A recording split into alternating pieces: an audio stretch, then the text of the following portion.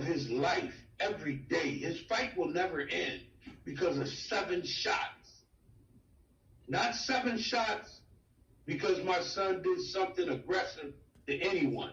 It was the over-aggressiveness of a Caucasian police officer with 7 shots out of his weapon that has caused this whole incident. We are against the violence and burning and looting, but it was started by 7 shots. Amen. We didn't breathe life into the violence. We didn't cause the violence. So for it to seem like it's our community and all we do is violence, well, you have to go back to the cause. Yes. The cause of that violence happened with those 7 shots. Yeah. Go ahead, Mr. Yeah, Allison, the family, we were watching and we heard Vice President Pence say about the violence in Kenosha and from the protesters chanting Black Lives Matter. But you have to remember, Allison, it was white men who shot somebody in the back. It was white men who killed black people. We haven't been violent to anybody, but they keep trying to frame this narrative that, oh, if you are marching saying Black Lives Matter, you're violent and we scare you. Well, we're not doing anything to kill anybody. They're killing our children. Mr. Blake and Mr. Crump, I know that you're both going to Washington. Mr. Blake, you're in Washington and you're there for the anniversary march, the MLK march. And does your family have a history in civil rights and in marching? What's your message? What do you hope to do today? My father was there for the first march in Washington. He walked from Selma to Montgomery. He went across that Edmund Pettus.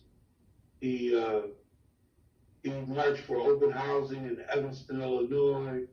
He built 2 churches before he got his last assignment at Ebenezer AME Church in Evanston, Illinois.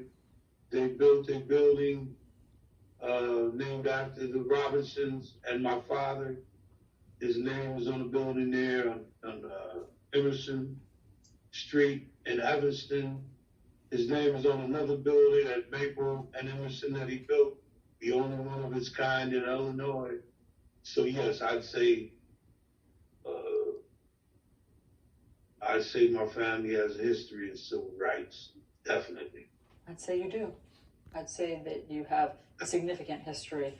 And Mr. Crump, last, we've got to go, but just tell us what message you're hoping to bring today. We want to have a more just society where George Floyd has the opportunity to breathe, where Breonna Taylor has the opportunity to sleep in peace, where Ahmaud Arbery has an opportunity to run free, and Jacob Blake Jr. has an opportunity to celebrate his little boy's birthday parties without being shot 7 times in the back. That is our hope for America, that our children too get to have life, liberty, and the pursuit of happiness. Amen. Mr. Blake, thank you for talking. We're praying for your son, and I can't imagine him being in better hands than in your family's hands. You all have been role models in terms of how you speak about this and what you're calling for, and we just really appreciate your time, and obviously we'll be following Jacob's progress along with you. So thank you for talking, and Mr. Crump, thank you very much. Thank you, Allison. Thank you, Allison.